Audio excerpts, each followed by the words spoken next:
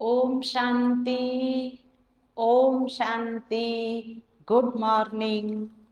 आज प्यारे बाबा के 14 अक्टूबर 2022 के साकार महावाक्य हैं। बाबा ने कहा, मीठे बच्चे, तुम्हें पढ़ाई का बहुत कदर रखना है। बीमार हो, मरने पर भी हो, तो भी क्लास में बैठो। कहा जाता, ज्ञान अमृत मुख में हो, तब प्राण तन से निकले। प्रश्न है, कई बच्चे भी बाप से बेमुख करने के निमित्त बन जाते हैं। कब और कैसे? उत्तर है, जो आपस में भाई बहनों से रूठकर पढ़ाई छोड़ देते हैं और गुरु के निंदक बन जाते हैं, उन्हें देख अनेक बाप से बेमुख हो जाते। आज अच्छा पढ़ते, कल पढ़ाई छोड़ देते, तो दूसरों को कह ना सके कि तुम पढ़ो। ऐसे बच्चे ऊंच पद से वंचित हो जाते हैं। गीत है, महफिल में जल उठी क्षमा परवानों के लिए। ओम शांति। गीत का अर्थ बच्चों ने समझा। जिन्होंने यह गीत बनाया है वह उनका अर्थ नहीं जानते। देखो कितने वेद शास्त्र उपनिषद बनाए हैं, परंतु एक भी यथार्थ अर्थ को नहीं जानते। यथार्थ अर्थ न जानने के कारण waste of time, waste of money करते हैं। बाप समझाते हैं, तुमने बहुत बहुत मंदिर, वेद, उपनिषद आदि बनाए हैं, यज्ञ जप तप किए हैं, कितना पैसा खर्च किया है। यह बाप किसको समझाते हैं? जो जीते जी मरकर बाप के बनते हैं। तो तुम बाप के बने हो तो गोया जीते जी मरे हुए हो। तो अब बाप के साथ चलने की तैयारी करनी है। यह नहीं कि वहां तुम्हारी कोई बर्थडे या बरसी आदि मनाएंगे। यहाँ गांधी की कितने धूमधाम से मनाते हैं। ऐसे नहीं कि शुभ बाबा ज्ञान देकर चला जाएगा तो फिर तुम सतयुग में उनकी जयंती मनाएंगे नहीं। आधा कल्प जो भी शरीर छोड़ेंगे तो उनकी बरसी क्रियाक्रम नहीं करेंगे। गौदान करना, पितरों को खिलाना आदि नहीं होगा, क्योंकि दान किया जाता है कि दूसरे जन्म में मिले। सतयुग में तुम इस समय की प्रारब्ध खाते हो, तो भक्ति मार्ग की रस्म रिवाज और ज्ञान मार्ग की रस्म रिवाज में अंतर है। जो भी विशाल बुद्धि वाले हैं वह इन बातों को समझेंगे, और जो कल्प पहले विशाल बुद्धि बने होंगे वही अब बनेंगे, क्योंकि फिर से वही पार्ट बजाना है। गीत सुना, चारों तरफ लगाए फेरे, फिर भी हरदम दूर रहे। बाप कहते हैं, तुमने भक्ति मार्ग में कितना माथा मारा है, फिर भी मुझसे मिल ना सके, क्योंकि जब मैं आऊं तब तो मुझे मिल सको। मैं आता ही हूँ कल्प कल्प संगम युग पर। लोग कह देते हैं कि परमात्मा युगे युगे आता है, फिर कहते हैं परमात्मा के 24 अवतार हैं। तो यह रोंग है ना। मुझे बुलाते हैं कि पतित पावन आओ, आकर पतितों को पावन बनाओ। तो अब तुम्हारी युद्ध है माया रावण से। तुम्हारी कोई स्थूल युद्ध नहीं है। तुम रावण पर जीत पाते हो। उसमें भी मुख्य योद्धा कौन है? काम। तो इस विकार पर जीत पानी है, अर्थात पवित्र बनना है। जब खुद पवित्र बनते हो तो बच्चों को भी पवित्र बनाना पड़े, ताकि वह भी विश्व के मालिक बन जाए। अगर अभी तुम उन्हों को वर्षा देंगे तो क्या देंगे? ठीकर ठोबर देंगे। अच्छा देखो, अमेरिका है, वह क्या है? ठीकर ठोबर है, क्योंकि अब सब खत्म होना है। अब देखो मरेंगे कैसे? जैसे पहाड़ों पर जब बर्फ का तूफान आता है तो पंछी आदि सब खत्म हो जाते हैं। तो यह बॉम्ब्स के तूफान भी ऐसे हैं, एकदम मरते रहेंगे मच्छरों सदृश। तुम जानते हो कि हम देखेंगे कि कैसे सब मर रहे हैं। लड़ाई में देखो कितने मरते हैं, यहाँ मौत सबके सिर पर है। सतयुग, सतयुग में मौत का भी डर नहीं है, क्योंकि वहां अकाले मृत्यु नहीं होता। तो बाप ऐसी दुनिया में ले जाते हैं, तो ऐसे बाप की श्रीमत पर चलना चाहिए। यह सुप्रीम टीचर भी है।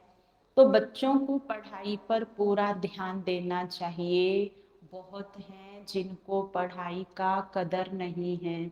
समझो कोई सखत बीमार है, मरने पर है, उसको भी क्लास में ले आना चाहिए।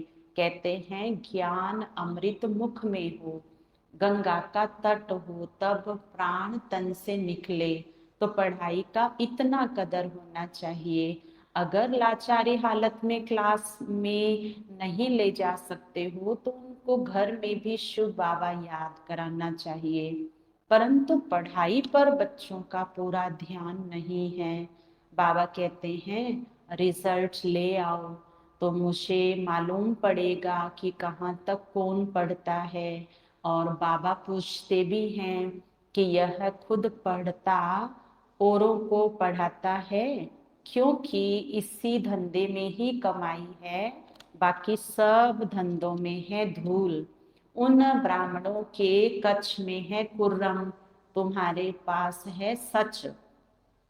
तुम सचखंड की स्थापना कर रहे हो, तुम्हारे ऊपर बड़ी जवाबदारी है, इसलिए खबरदारी रखनी है। मेहनत है, पढ़ना और पढ़ाना है।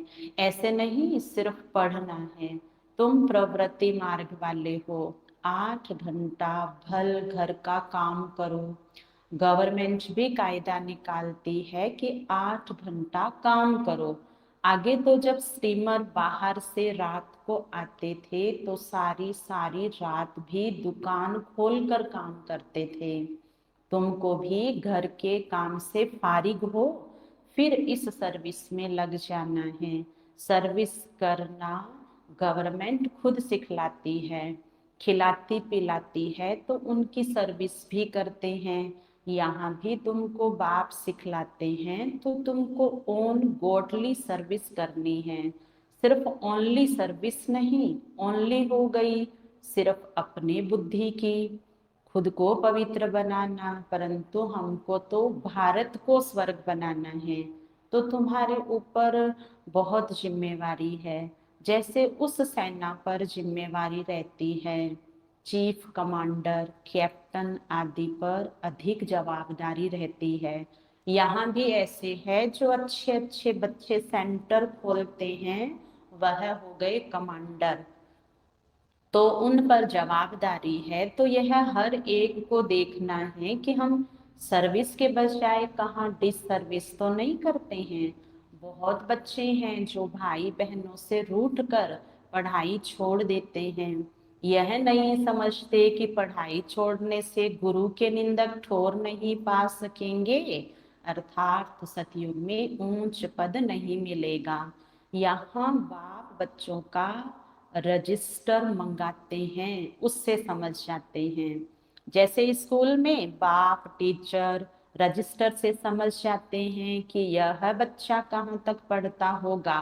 कई बच्चे होते हैं जो सारा दिन खेलते रहते हैं और छुट्टी के टाइम पर घर आ जाते हैं कि हम पढ़कर आए हैं। किन्हों के माँ बाप तो रजिस्टर भी नहीं देखते, तो उन्हों को मालूम भी नहीं पड़ता। किन्हों के माँ बाप ध्यान रखते हैं तो बच्चा अच्छी तरह पढ़ जाए। यहाँ शिव बाबा अंतर्यामी हैं, साकार को रजिस्टर दिखाना पड़े। बच्चे कहते हैं बाबा ऐसे तूफान आते हैं, बाबा कह देते हैं कि यह तूफान तो आएंगे, यह सब तूफान पहले मेरे पास ही आते हैं, क्योंकि जब तक इनको अनुभव ना हो तो बच्चों को कैसे समझा सके। अच्छा, तुमको माया ने सारी रात हैरान किया, नींद भी नहीं करने दी, टाइम भी वेस्ट किया, यह भी उनका फर्ज है। टकराएगी जरूर, बाकी तुम्हारा काम है बाप को इतना ही याद कर माया को भगाना।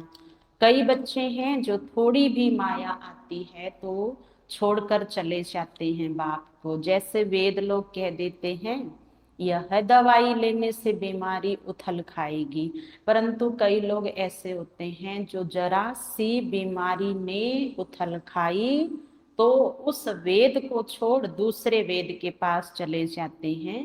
यहाँ ज्ञान मार्ग में भी ऐसे ही है। ज्ञान को छोड़कर, बाबा को छोड़कर साधु संतों के पास चले जाते हैं। फिर कहते हैं कि सब तो कहते हैं गृहस्थ व्यवहार में रहो, शादी करो।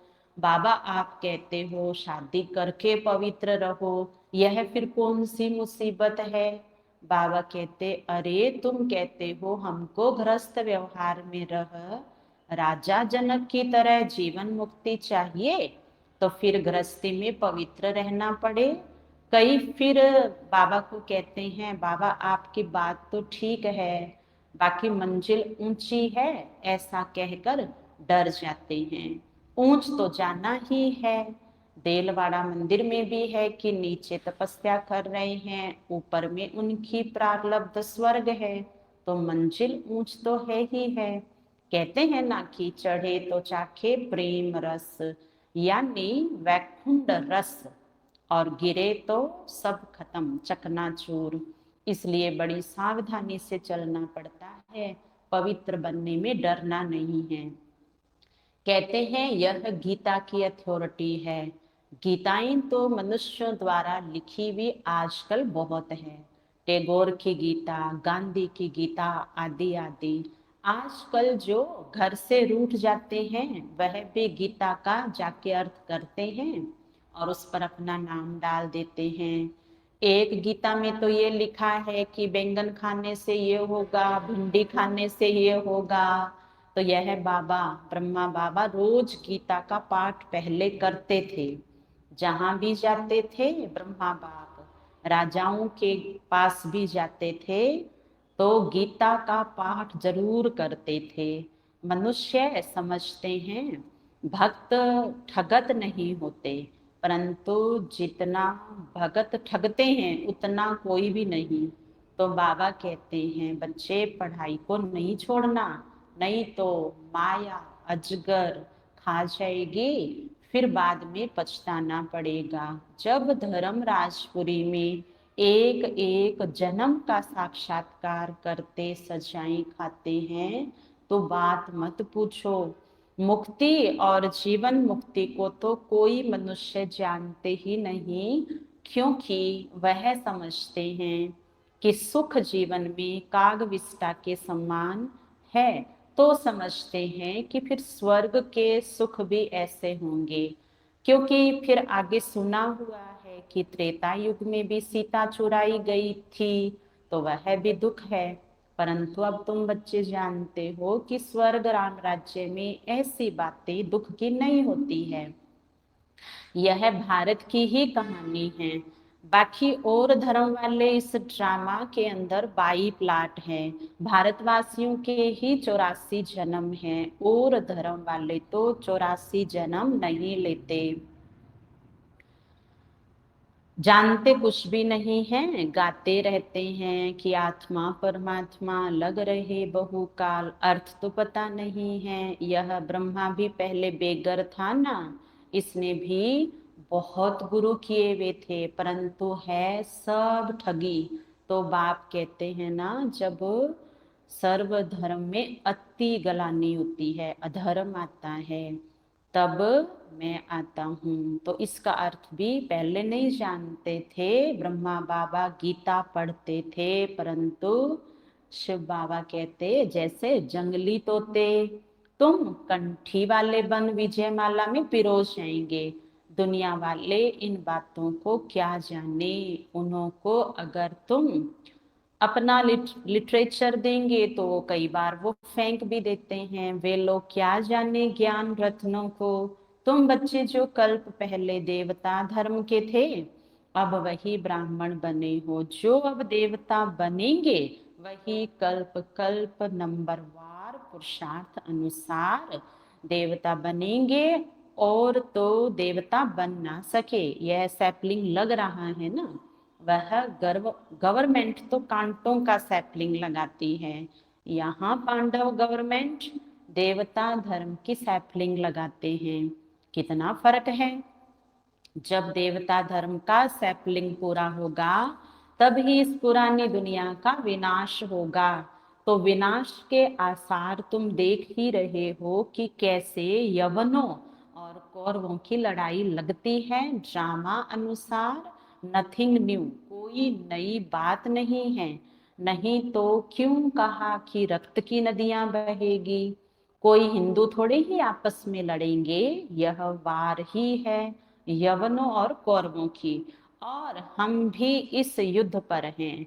We are at war. जैसे वहां भी कमांडर देखते रहते हैं ना कि लड़ाई ठीक तरह चल रही है वा नहीं, कोई ट्रेटर तो नहीं है। ट्रेटर के लिए फिर बड़ी भारी सजा होती है। तो यहाँ भी ऐसे हैं, अगर कोई बाप का बनकर ट्रेटर बन जाते हैं तो धर्मराजपुरी में बहुत भारी सजा मिलती है। बच्चों ने साक्षात्कार भी किया है। जब काशी कलवट खाते हैं, बलि चढ़ते हैं, तो उस समय अनेक जन्म के पापों की सजा भोगते हैं। फिर दूसरे जन्म में नए सिरे से कर्म शुरू करते हैं। मुक्ति में तो कोई जाते नहीं, कहते हैं फलाना पार निर्वाण गया, परंतु जाता तो कोई भी नहीं। बाप को बुलाते हैं, पतित पावन आओ। सर्व का सदगति दाता एक ही है, यह तो समझ की बात है ना। बाप आते हैं तो कईयों को गति सदगति दे जाते हैं। परमात्मा ने अब ऑर्डिनेंस निकाला है कि पवित्र बनो। कहते हैं कि दुनिया कैसे चलेगी। अरे तुम कहते हो खाने के लिए अन्न नहीं है, प्रजा कम होनी चाहिए, फिर कहते हो दुनिया कैसे चलेगी। तो तुम बच्चों को अच्छी रीति समझाना चाहिए। अच्छा, मीठे मीठे सिखिल दे बच्चों प्रति माता पिता बाप दादा का याद प्यार और गुड मॉर्निंग। रूहानी बाप की रूहानी बच्चों को नमस्ते। हम रूहानी बच्चों की रूहानी बाप दादा को याद प्यार गुड मॉर्निंग, नमस्ते नमस्ते नमस्ते। मेरे बाबा, मीठे बाबा, प्यारे बाबा, आपका शुक्रिया, बहुत बहुत शुक्रिया। धारणा के लिए सार, घर का काम करते भी समय निकाल रूहानी सेवा जरूर करनी है। अपने को सर्विस बढ़ाने का जिम्मेवार समझना है, डिस सर्विस नहीं करनी है। पढ़ाने वाला स्वयं सुप्रीम टीचर है, इसलिए पढ़ाई का बहुत बहुत कदर रखना है। किसी भी हालत में पढ़ाई मिस नहीं करनी है। वरदान, एकाग्रता के अभ्यास द्वारा मन बुद्धि को अनुभवों की सीट पर सेट करने वाले निर्विघ्न भव। विस्तार, एकाग्रता की शक्ति सहज है, निर्विघ्न बना देती है। इसके लिए मन और बुद्धि को किसी भी अनुभव की सीट पर सेट कर दो। एकाग्रता की शक्ति स्वतः ही एक बाप दूसरा ना कोई, यह अनुभूति कराती है। इससे सहज ही एक रस स्थिति बन जाती है। सर्व के प्रति कल्याण की वृत्ति रहती है। एकाग्रता के अभ्यास से भाई भाई की दृष्टि रहती है। उसे कभी भी कोई कमजोर संस्कार, कोई आत्मा व प्रकृति, किसी भी प्रकार की रॉयल माया अपसेट नहीं कर सकती। स्लोगन है, सेकंड में विस्तार को सार में समाने का अभ्यास ही अंतिम सर्टिफिकेट दिलाएगा। अच्छा, ओम शांति।